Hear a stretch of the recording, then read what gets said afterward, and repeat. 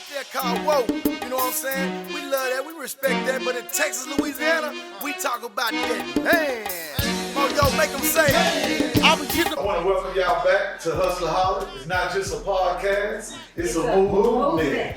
Yeah, and today we got a real mover. I got my little bro in here. Yes, sir. Yes, who sir. is every bit of this here. True hustleaholic. I don't know too many people except myself that hustle harder than this man right here. God is good. Thank you, brother. So we welcome to have you here, man, because you ain't just a hustler. You also the hustle behind so many other people. Yes, sir. Hustle, man, with the business that you provide, man, the support system, the marketing, the consultancy, brand building. I mean, I don't even want to keep telling y'all, but I want you to kind of segue us into, what you do and what you provide, who you are, man, to the people that don't know you. Well, I'm an entrepreneur. I specialize in media, branding, marketing, getting the job done, basically. It's a lot of different things I do, but I've been blessed to be in business 22 years. I've been blessed to do a lot of good business in Houston, Texas with a wide variety, like pretty much the whole spectrum.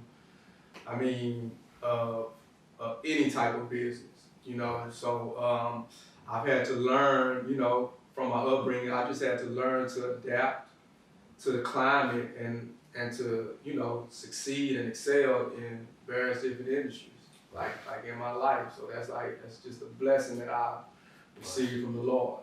So for y'all that don't know, like MoBang Media, like in our city out here in Houston, man, he provides so much to everybody out here in terms of marketing resources, period, building your brand.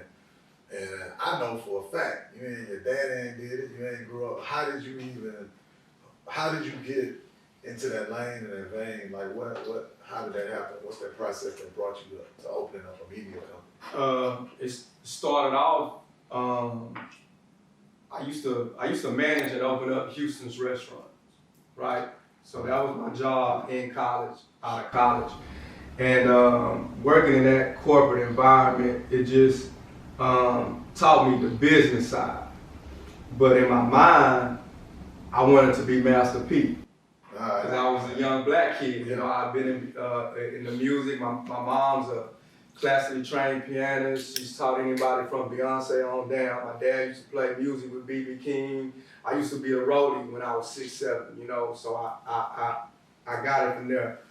I started a record label, quit my job at Houston, started a record label because I wanted to be a James Prince or a Master P. Like that was literally my vision. Like I got the rap part, I knew I could make beats, I knew I could rap, but I was tuned in to those two individuals. Right. And I started a record label in 2000. I think I met you in like 2000, 2001. Yeah.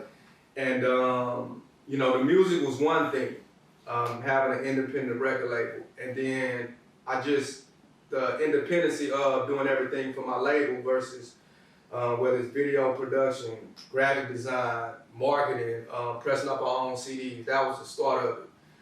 I wasn't as good as a record label owner as I thought I was at that particular point in time. I just didn't know what I know now. And then I transferred into video production. Once I transferred into video production, I was kind of like at the forefront of in my demographic in Houston, because I could produce videos. I was before YouTube, so I could produce videos, I could edit videos, and I'm now pressing up and distributing my own DVDs across the city and the state or wherever.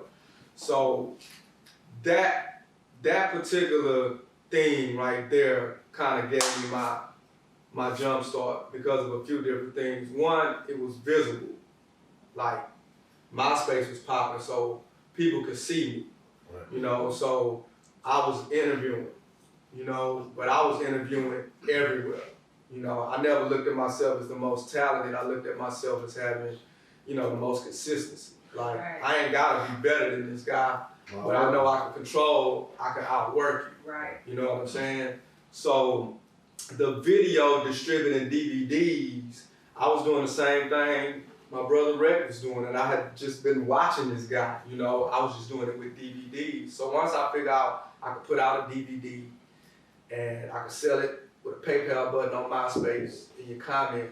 I'm doing the same thing then that everybody's doing now on Instagram. I'm doing the exact same thing with a promo button, buy now button. I was just doing it 17 years ago. So in a sense, you took what you was doing for yourself and realized, man, I could do this For other people, people. And create a brand For other people. behind it. And that's what created the media conglomerate. Gotcha. Because coming from the record label, I know how to record, I know how to make beats, I got all of that down. Started doing videos, I got video production down, I got editing, I got lighting down, and then I'm doing the manufacturing, the CDs, and then that exposed me to other printing. You know, business cards, postcards, flyers, posters, banners, stickers, whatever, right? So around 2000, maybe 5 or 6 is when it all came together. You know, like right around the first Super Bowl was 05, because that's when I was really started like pressing up like crazy. And I rode that wave just being in Houston. Like Houston has more artists than any other city. Like that's my opinion, you know. And I am a product of that many artists as well as just like hustle. Like people in Houston hustle. So it's more than just music. It's people with businesses. I was dealing with a guy starting his church, a guy starting his car company, a guy starting his insurance, somebody just fresh out of law school, somebody starting their own pharmacy, nursing. Like, as long as you black and you trying to be in business, man, I'm your guy. That's how I looked at it in its totality. So that was like the formation of MoBang Media, the company. So we gotta walk everybody through this. So first, you as an artist, I used to providing rap. a service for yourself Right. and your company. Correct. And then that led you to saying, man, I could do this for other artists. And then you expanded that to not just artists. Now I can do this For any For business, any because it's business. the same concept. The same concept. It's the same. I mean, I can meet a doctor and I compare them releasing a product or releasing a service as like dropping a mixtape or It's an the album. same thing, Yeah. man. I tell people You know, shit all the time. Same concept. Exact same thing. I don't care what lane, what business you in is, and I've applied it to multiple business myself, because it got to be a point of, okay, do I want to chase after more new clients? Well, I got 10,000 clients. I do pretty good business. I just need to give them more services. Right. I.e., man, let me get a tax office. Let me get the bar. Let me get the internet radio station. Let me do the real estate. Everything that I've done. So it's like, I don't have to have 1,000. I don't have to compete with the tax company that got trying to get 1,000 people. Man, if I got 10,000 clients and spending money with me every year, if I can just get 100 of them to let me do their taxes, I win. You know what I'm saying? Let me get 100 of them that want me to sell them a house. Let me get 100 of them that want to come to my bar and do this. And so that was like my method. Like I rolled that shit. I mean, that's what people know. Like they watched it, you know. And I kind of grew up tech too. So I grew up MySpace, Twitter, Facebook, Instagram, and was kind of always figuring that out, you know, early on. Like how can I make myself have more hands? You know, by using those tools that was provided. And I've been doing that like 20 plus years, 22 years. You touched on something earlier about how you came from corporate and you were opening up different Houstons. Yes, ma'am. Okay, so, and then you touched on consistency. So a lot of us, because we don't come from a corporate background, we come from the streets, we miss the consistency and the duplication. How did that seem because Houston's has, my daughter used to be a server for Houston's. You got And it. she talked about how their system, they have one of the best systems, they have the best training that as a server that she's seen. So how did you translate that, what you learned from that corporate space to the consistency and I know part of it is just the hustler in you. You know, we always say it's in you, it ain't on you. Right. Right. So, but how did you translate that so that, you know, you took what you learned from that corporate and you applied it to your hustle? I looked at it as like on-the-job training and me being my own CEO. Gotcha. Like I was going to school for hotel restaurant management at U of H. That was the goal, have a hotel. Mm-hmm. But then I was a server at Houston. And then I went into that management program, and then I never finished school because in that industry, it was just based upon like the consistency. Like my pay was based upon my performance. Okay. So I was like, dang, I could go 2 more years of school, get out, they're gonna be paying me X, Y, Z, or I can grind now. If it's based upon me, I bet on myself, I'm gonna be making X, Y, Z. I mean, at that time, in 2 years, I mean, you know, my salary, you know, 75, 80,000 back then. I'm 22, 23 years old. Right. I'm balling. You know what I'm saying? I get to eat at any restaurant free. And 70 back then wasn't 70 now. Yeah, that's 98, 99. Yeah. You know what I'm saying? It's 97 through 99 to 2000. So it was just that was where I was placed, and I'm one of those people that I don't really try to reinvent the wheel. I just put rims on it. There you go. You know what I'm saying? Which brings me to my question, because I applaud you, brother, because Yes, sir. I know you when you was just lame before Right.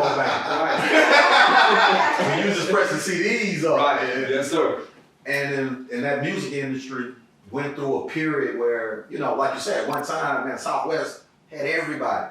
And then it went through that period when download music, you know, and it was a down period for Rec Shop, for everything. But you still relevant today, more relevant now than you were back then. How that consistency and that relevant, you know, what was inside you besides the hustle that made you say, man, I gotta stay relevant in this industry, which is a hard industry. It's just a changing of the climate. It's like, you know, it's almost like it got to be a point to where it's like, I mean, I don't want to say money hungry. Everybody likes the finance part of it, but it got to be a point to where, bam, I'm at least make this, so I'll be all right. So now it comes more challenging to, like, you know, once the Lord told me my purpose is to, you know, help black people, specifically black men, like help them make money. And I was in the rap. It's more black young men in rap than anything, right? So it was always a point of, and I get a lot of this from Rhett, it was like, providing what they needed, right? Like, what do they need to be successful? You know, so let's just say Rick, he might have 30 artists on the label, you know? So what if I'm providing services for 3,000, right? And it was just, you know, it's like a godly thing, man. It's just doing good business. Like not just, what can I do to make it real easy for this person to succeed? If I can do that and multiply it, even if I'm just saying I want to do it for the money, I'm gonna be all right, you know? And it's ups and downs with everything, but like with the South by Southwest, it was just, I watched that grow. Like, I used to rap when there was only one black stage at the South by Southwest. Like, I was there in like 2002. Right. One, like, rapping. Like, I ain't see everybody. You know what I'm saying? One stage. And so I watched it grow, and I remember when it switched to corporate, I saw it, you know, and so early on I was like, boom, I just started promoting, and like, I gotta figure out a way to, like, how can I grab a lot of rappers? I started opening up offices down there, they would have it, so it's like, if you down here at South by in Austin, and you need some CDs, I got dudes walking around with backpacks, saying, "But press up your CD." We got people in an office or a hotel. So you got a foresight. You saw. Right. We done brought all the CD burners and the printers and everything. We in Austin. I got dudes catching around the dudes on the bike, delivering the order to you. And so it's like ain't nobody seen nothing like that. You know what I'm saying? And so it just transferred from that to like, well, what else can I do? Booking venues, doing shows, doing a promo. So it's like, we got these packages. Hey man, we got somewhere for you to perform. I got banners 20 feet tall. I got TVs on backpacks. We walking down the street. I got young ladies hit me. Hey man, I'm pulling up with like my Rolls Royce. I need a spot on 6th Street. I would make a police officer move them cone. That might cost 2, 3 bands, 4 bands. But whatever I could do for any type of artist that's hit me on that line, if I could make it happen, I can make it happen. That's a hustle. That Yeah. Yeah. And see, Another And that was like every year. That was like, and see, I witnessed your evolution. yeah. And and you know me, I'm a serial entrepreneur, so I'm always like just in a respectful way. I study people. Yes, I like sir. to learn from people, man. And I saw your growth. And I'm gonna get into what I want to get into, but I just wanted to tell you something that I did admire, and I think that also played into your hand was that when the music business shifted, see, it shifted away from independent labels. Right. And it shifted into being more about artists having to do things for themselves. And your business model was suitable and it fit that. Right. You know what I'm saying? Because before that, you go to Pen and Pixel over here and do this, and then you go over here, you take your artwork from here, or you go Pen, but fuck Pen and Pixel, you go Clyde, Black Cat. Right. You know what I'm saying? But, you know, and then you know, so, and then you kind of condensed all that and made it where an artist could come They could pull, any artist could pull up. pull So up and do his own thing. And that was brilliant. That was great. it was, Yeah. it just put it so that the typical, the everyday person that just woke up today and say, hey, I want to be a rapper, boom, I got you. Right. All I need is the song. Now here go the other part though. How you deal with all them 1,000 headaches? Nah, but what's the most, so I'm gonna really back the question though. That might be the answer to the question. What's the most challenging? What, you know, like everybody's seen the success and everybody's seen the good, but what's the, Man, I done had my house kicked on before yeah, from doing business inside my home, you know, at a high level, you know, and I mean, you learn. they You kicked learn. over the house, what, trying to come in and do what? Steal equipment, Okay. steal equipment. While you were there? Nah, watch me though, just too comfortable. You know, growing up, I'm keeping my heater on me, but you know, I started making some money, Right. way out, you know, Lake Olympia Estates and stuff, you know, and doing different things. See, that's what I like. That's why I always like MoBang. He got that corporate side. He got MoBang and MoGang too though. MoBang get with you, man. Don't let the light skin fool you. And you know, just got comfortable. I mean, but I mean, you live and learn. You know what I'm saying? I mean, anybody that's successful, like you're gonna go through it. You gotta, some gotta tap you on your ass to make you go a certain way. I want you to dig deep, man. Like, what's the challenging part about? What's the most challenging thing about creating a media company such as yours for the next person behind you, and they trying to do what you did? Capital. Cal. You gotta have that bread. Yeah. You have to find, because if you're in business, you have to be able to provide the services that you're offering, you know, to your client. You can't have a loss of service. You know what I'm saying? You never know when Drake coming through. Right. You see what I'm saying? Right. Like when he came through, I've always been ready. Right. You know, but just having the resources to do what you want your vision to be, whether it's having a building, owning equipment, having employees, paying taxes. I mean, all of that stuff is a part of running a business. And if you have to have something that separates you. I've never been the only person to do nothing that I've been doing.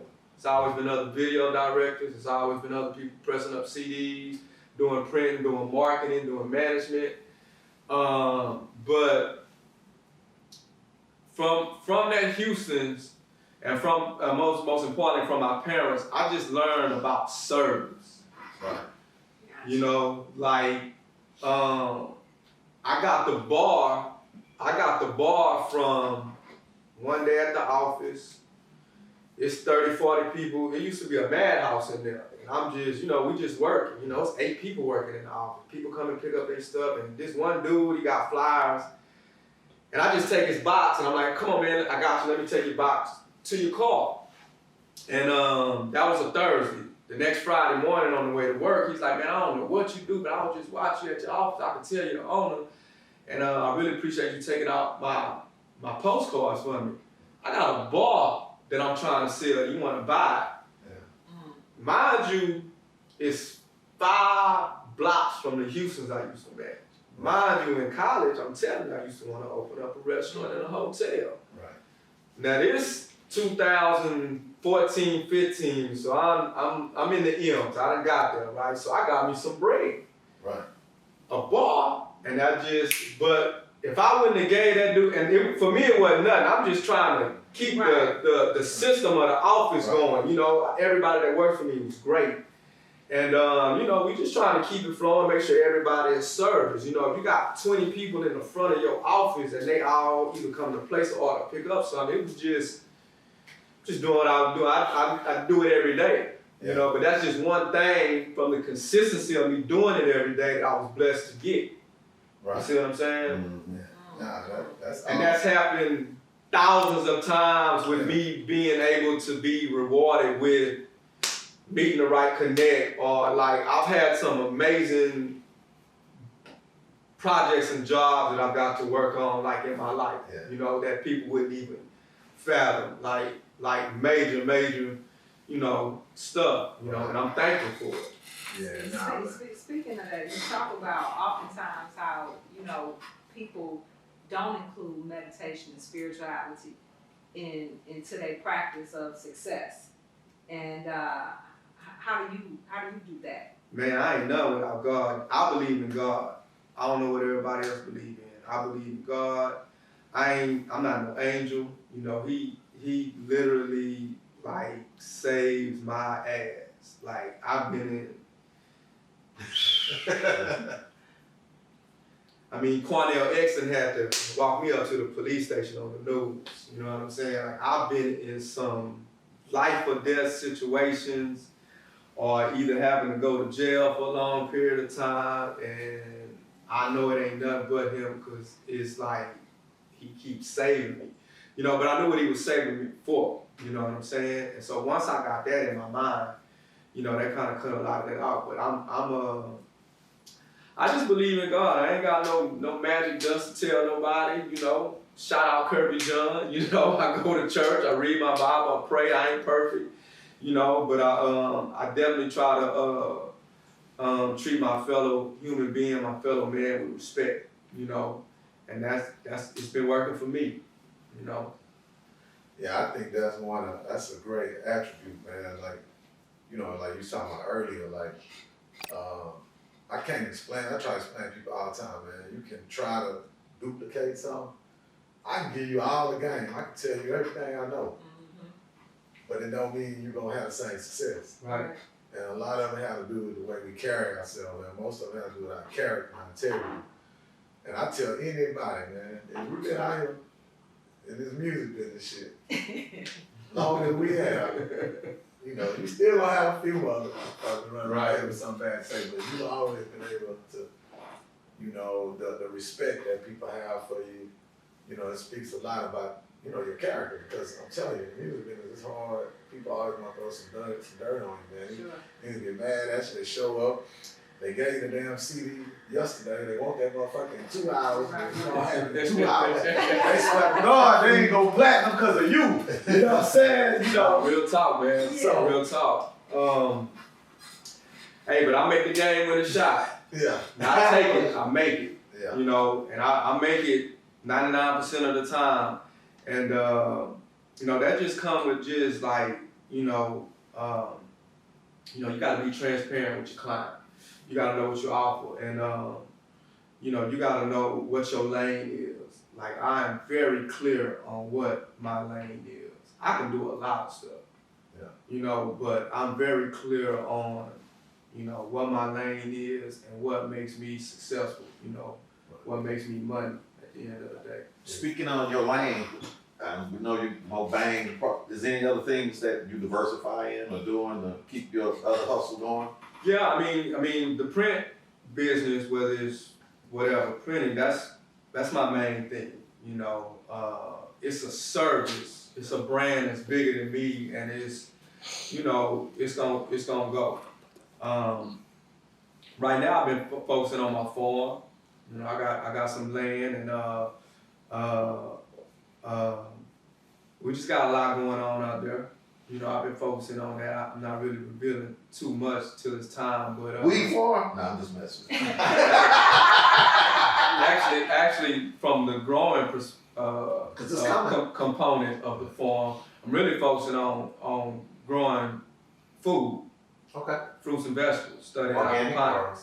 Aquaponics. Aquaponics not really 100% organic, but maybe like 95. But that's one of the main things that we're focusing on out there. And it's an industry that's it's not big enough. It's an industry that, I mean, we all need food. Right. You know, we all need food. So that's one of the things I'm really honed in right now. Is that. But I mean, as far as like, you know, the entertainment music, they're not gonna let me quit. I tried, and you know, helping people. And it's like you say, the climate has changed. Right, and it keeps changing. It keeps changing, you know. So I try to stay on the forefront as far as like shifting to. Maybe used to make a lot of money pressing up CDs and things. Now I'm more on the helping artists own their masters, ownership, publishing, marketing, digital, currency, things of that sort. With whether it's a music artist or brand, personality, business, because it all kind of, for me, it's the same thing. So that's one of my main things that I do, and it keeps me in the public. It keeps me. You have to play the game in this climate. If you on Instagram and you're not jumping up and down, raising your hand like they can't see you. Right, you gotta stay relevant. So if you want to be relevant and earn income from these platforms, like how are you making it happen? So I try to stay very in tune with a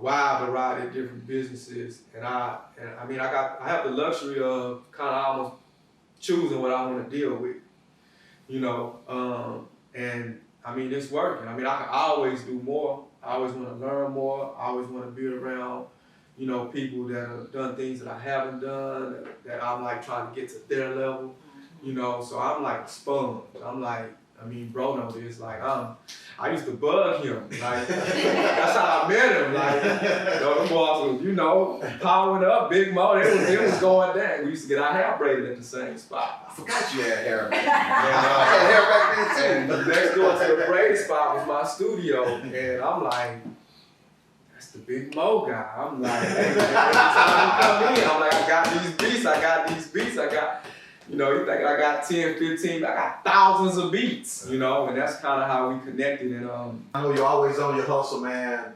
Who's some of the artists that you're working with right now? Artists that I'm working with right now, I'm managing a guy by the name of EMG Champ. I'm managing a guy. I'm working with another label called Seven Kings Entertainment. They just signed to Cash Money Records. I'm working with my brother Duke. I'm working with it's a lot of artists. It's like it's tough for me to name artists because I work with like thousands of them. You work? You know, Yeah. So it's you know, somebody might just need me to, man, publish this song for me, copyright this song for me, upload this song for me. Hey man, I'm trying to get in touch with Pokey for a feature. I'm trying to get in touch with Calion. Like it's kind of unlimited, and I'm kind of have just a unique position by being in this so long and some of the things. So I work with a lot. Pretty much everybody. I've been blessed to work with a lot of, but going just to the hustle topic based on the podcast, like Houston is just a hustle town. Like these guys, man, if they wake up and they got it on their mind, like they hustle, you know. And so it's just a blessing for, you know, them to respect the services or products that we have to offer, and be able, you know, generate revenue, and at the same time be able to help them out and see if they can, you know, further on and get down the road. So how do you see the Houston music scene in the next 5 to 10 years? I mean, like we keep saying, it's definitely gaining back. It's definitely, I mean, it's definitely gaining back. You got a lot of Megan Thee Stallion, all of that, you know. I mean, it's a lot of artists that trigger the climate, and then what we do down here has a unique perspective and has a unique, I don't want to say stronghold, but like a lot of people, you know, they sip from our cup down here in Houston. You know what I'm saying? And I like that. I like that one too. Yeah. we have a unique, you know, we got something down here, Yeah. you know, that people pay attention to. We are definitely, and people gotta come to Houston. Yeah. If you look at just what's going on in the last 4-5 months, look at some of the concerts that have been in Houston. Like, they gotta come down here. You know, cost of living, you know. So it's changing. I love the way it's changing. I love that it gives the actual artist / person that is the business, gives them an opportunity to see the fruits of their labor. And the sky's really the limit at this point in time, you know. That's what my next question was. Like, man, I know I've noticed it, and for those that don't know, like, it's like the new destination spot, man. Like Atlanta Yeah. was. Like Atlanta was. Mm-hmm. I'm telling y'all, Atlanta. They about to fly right past y'all and come right here, man. Yeah. And it's not just on the music, but it's even on business. There's Right. a lot of growth going on out here. So in terms of, like Floyd asked you earlier, or anything particular that you're doing to position yourself to be there to net some of this opportunity that's coming all our way like down here. Definitely. I mean, I'm very involved in like what the streaming world is doing, what the videos world is doing. I have a unique concept that I created that I haven't launched yet, that I'm gonna launch in the next year or two. But it's to help the video creator producer. So just think of it like this: like when you create a song, like you got somebody that wrote the lyrics, you have somebody that produced the beat. What about the video director that shoots the video? How do they gain residual off of that when they didn't create the beat and they didn't write the lyrics? Technically, without just stealing it or lying, like there really is no right almost for them to have any residual revenue to that content.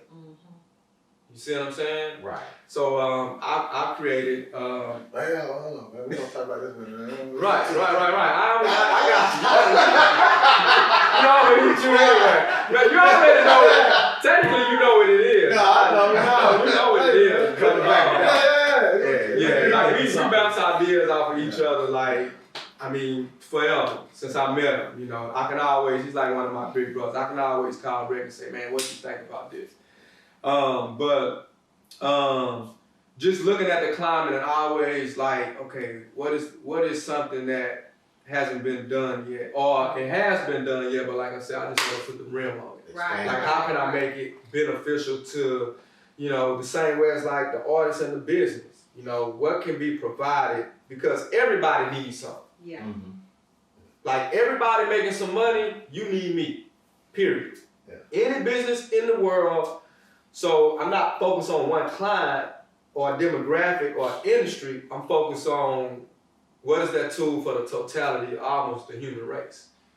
Yeah. You see what I'm saying? So I don't look at social sites like a social site. I look at it as like, that's a continent. It's 2 billion people on this thing. Gotcha. So it ain't like this ain't no friendly site. This is fishing. a fucking ocean. Yeah. Right. You know what I'm saying? Right. With a billion goldfish in them motherfuckers. Yeah. You know what I'm saying? Right. So that's how I look at it. And so, and I've had different ups and downs with different products, you know, throughout my tenure. And you know, I'm just doing this right now. Okay. You know, being patient. You know, thankful for where I'm at, just dealing with the COVID and everything that's going on, and just, you know, waiting for it's never the right time, but waiting for, you know, to push a button, you know, as far as like what's gonna happen in the future digitally. Right. I'm very in tune. So speaking on digital, how do you diversify from, and do you participate in the digital currency? You touched on digital currency a little bit. You know, I'm a digital diva, so I got. I've heard. I can't let that pass without touching on that. Now I'm not super. I definitely understand it, and I definitely have money involved in it. You've been making money digital, like off digital products, not more so than digital marketing. Or Right. digital- Well, from currency, and I understand intellectual property, and that's currency. Yes. Right, okay. Now it might not be Bitcoin Yeah. and currency like that. Right. You know what I'm saying? However, it is a form of currency. Right. It's as simple as the right song getting 10 million streams, Yeah. Mhm. you know, Yeah. across various platforms. You see what I'm saying? So Right. that is a form, you can look at it as a stock. You can look at it as if the right artist got the right album with 15 songs and 15 different stocks, because of how it operates now is digital. It's Right. like each song has a social, a ISRC code. Each song has revenue that it's gonna generate on different platforms, you know, Wow. and you can monetize that. Right. Put up an Instagram ad, make your numbers go up, you know, buy It makes- YouTube, it makes it anything. digital. Yeah, it's Okay. making digital. But on digital, that currency, I'm not an expert, but I do, yeah, I got me a few Coinbase accounts and Hey, I'm digital telling you, wallet. you sitting next to the right I one. need to figure out how to get better than So y'all better stay Yeah. tuned, cause the digital diva over here, we got a whole lot Y'all of. gave her own show yet? It's on the way, Okay. man. It's I on just the want to be in the back listening. Right Yeah, now. it's Yeah. on the way, but you touched on something else because it's something that I know Rick and I talk about all the time, and that we're big on is intellectual property, because a lot of us miss the importance of IP. Right.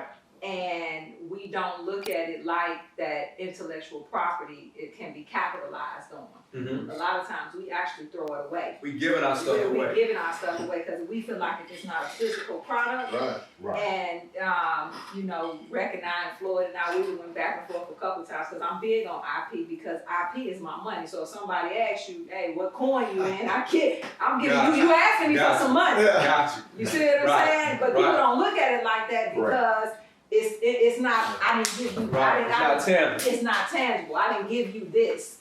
Yeah. And what you just talk about, and so I think in our community we have to understand a lot of times, because information is sold. It's like going to a lawyer saying, you know, I know you've went to law school all that time, but go ahead and litigate this for me for free.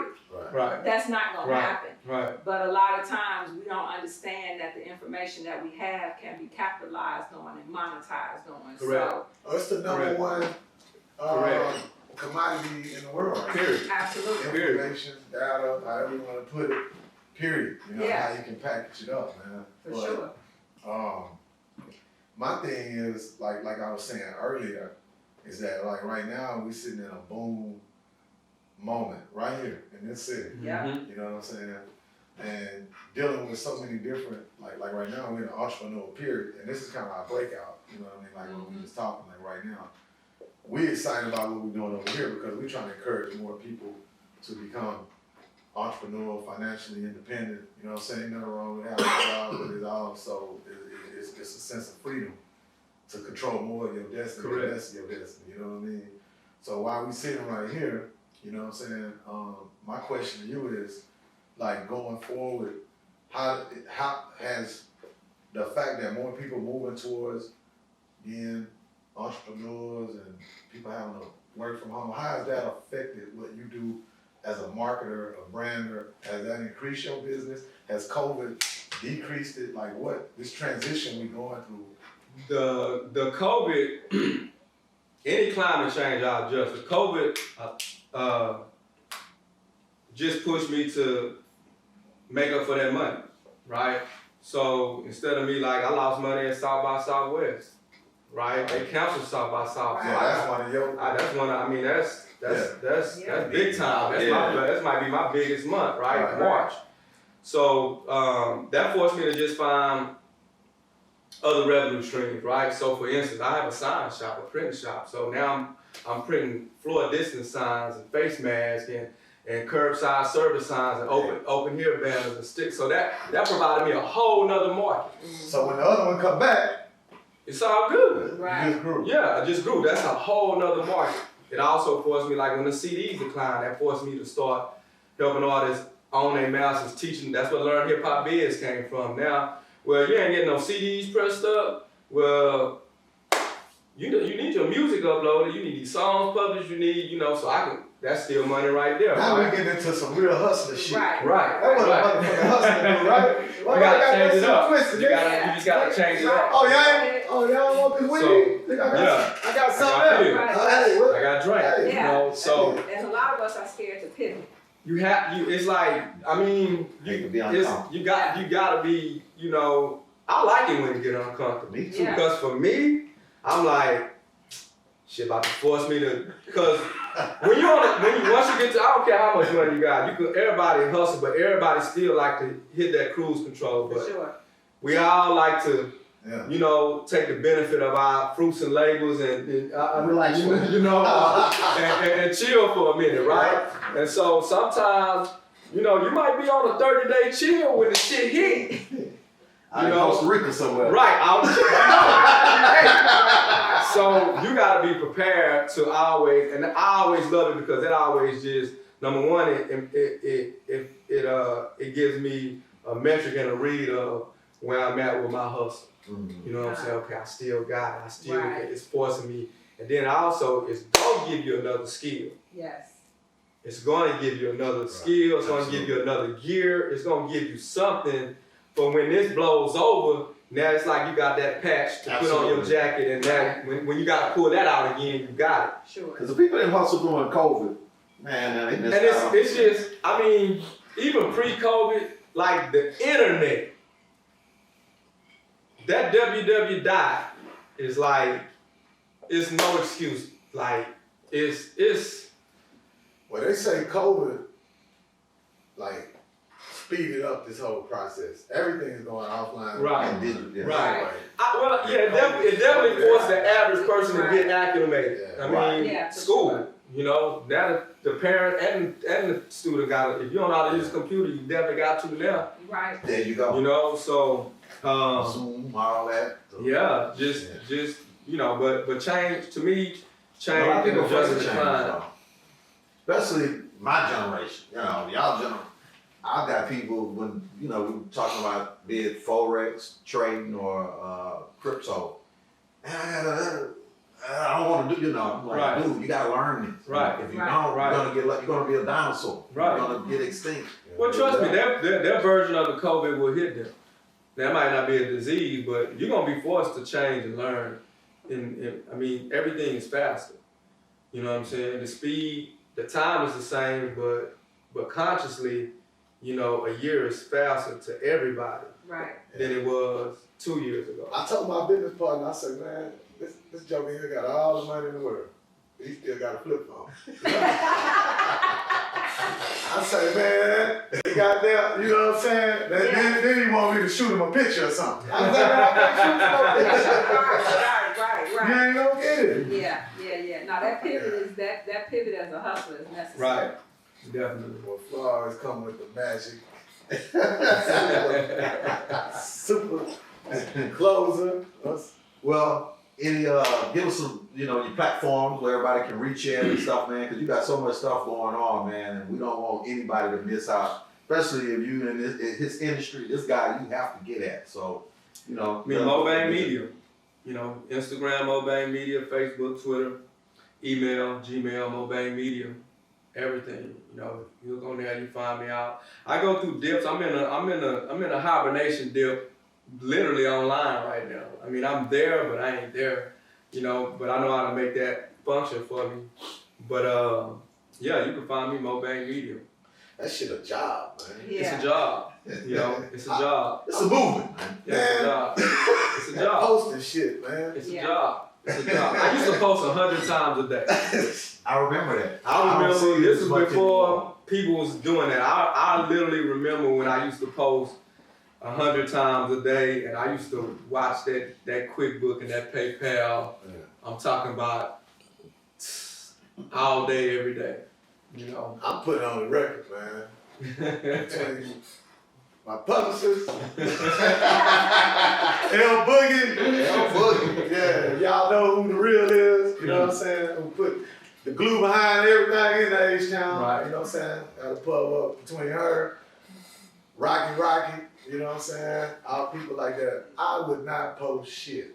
Mm-hmm. You know what I mean? But I realize it's a job. I realize how important it is. And I know you've always been a proponent. Always, my little bro, like, nigga, you got, like, nigga, I see you on it. I'm like, oh, he's Yeah. motivated. Motivational up there. I'm like, oh, I know he's seeing $1 or something over there. Oh, man. But most importantly, man, Thank you for coming on here. Before Man, it's a you leave pleasure. off here though, you gotta leave us with one jewel. Anybody that you know trying to follow, what advice would you give to any young man or young woman, you know, growing up that want to create a media company and something like you? What advice can you give them? Research online. Type in that question. Like, don't let that Google fool you. What does it take to own a media company? You know, and research and look out and try to do internships with people who own media companies. I mean, if you DM me and you tell me you want to own a media company, I'm gonna give you something for nothing. Right. You know what I'm saying? I mean, I might not give you 2 hours. I might definitely gonna charge you for a consult.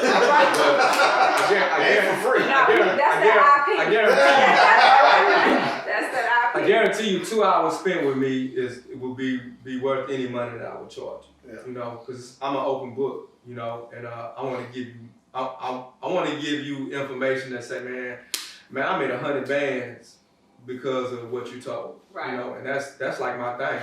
Like I am at least you're gonna get 100 bands worth of game out. Like for real, you'll be able to start something tomorrow, and you should be able to make 100 bands within 6 to 7, 8 months. And I firmly believe that. Man, like I say, underneath all this, man, what's most powerful to man is relationship. Yes, sir. So, bro, I appreciate you. I appreciate you, big brother. Friendship. Yes, sir. Long time. I get that IP for free. And don't forget, www.hustleholic.com. Check us out. And once again, we out. Pipe to the headlight. Coming down, got a potent ass purpose pipe. I hit the boulevard red with my tight.